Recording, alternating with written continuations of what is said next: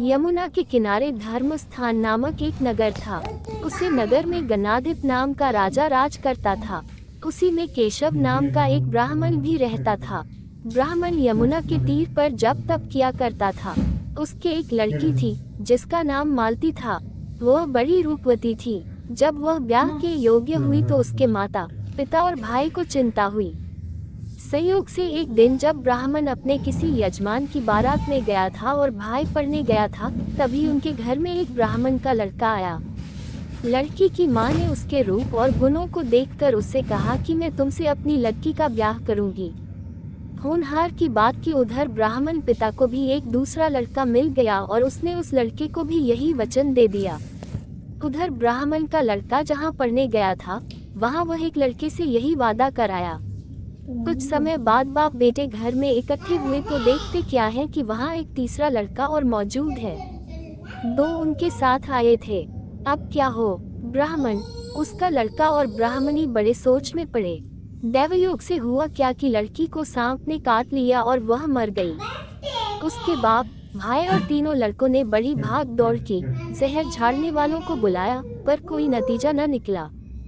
सब अपनी अपनी करके चले गए। दुखी होकर वे उस लड़की को शमशान में ले गए और क्रियाकर्म कराए।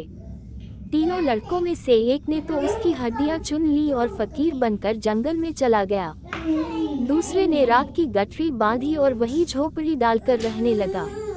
तीसरा योगी होकर देश देश घूमने लगा। एक दिन की बात है, वह तीसरा लड़का घूमते घामते किसी नगर में पहुंचा और एक ब्राह्मणी के घर भोजन करने बैठा। जैसे ही उस घर की ब्राह्मणी भोजन परोसने आई कि उसके छोटे लड़के ने उसका आंचल पकड़ लिया। ब्राह्मणी से अपना आंचल छुड़ता नहीं था। ब्राह्मणी को बड़ा गुस्सा आया।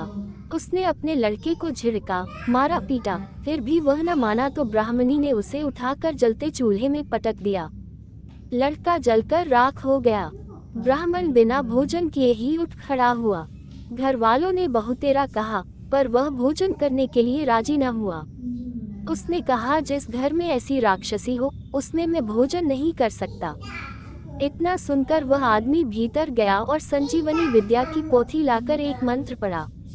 जलकर राख हो चुका लड़का फिर से जीवित हो गया।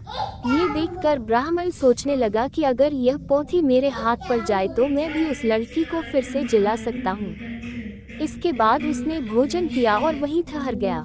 जब रात को सब खा पी कर सो गए तो वह ब्राह्मण चुपचाप वो पोथी लेकर चल दिया। जिस स्थान पर उस लड़की को जलाया गया था, वहां जाकर उसने देखा कि दूसरे लड़के वहां बैठे बातें कर रहे हैं। इस ब्राह्मण के ये कहने पर कि उसे संजीवनी विद्या की पोथी मिल गई है और वह मंत्र पढ़कर लड़की को जिला सकता है, उन दोनों ने हड्डियां और राख निकाली। ब्राह्मण ने जैसे ही मंत्र पढ़ा, वह लड़की जी उठी। अब तीनों उसके पीछे आपस में झगड़ने लगे। इतना कहकर बेताल बोला, राजा बताओ कि वह लड़की किसकी स्त्री होनी चाहिए। राजा ने जवाब दिया, जो वहाँ कुटिया बनाकर रहा उसकी। बेताल ने पूछा, क्यों? राजा बोला, जिसने हड्डियां रखी वह तो उसके बेटे के बराबर हुआ। जिसने विद्या सीखकर जीवन दान दिया वह बाप के बराबर हुआ। जो राख लेकर रमा रहा वही उसकी हकदार है। राजा का ये जवाब सुनकर बेताल फिर पेड़ पर जा लटका।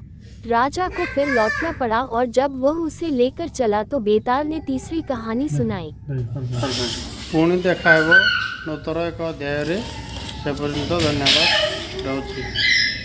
लाइक एवं सब्सक्राइब निश्चिंत करंतु।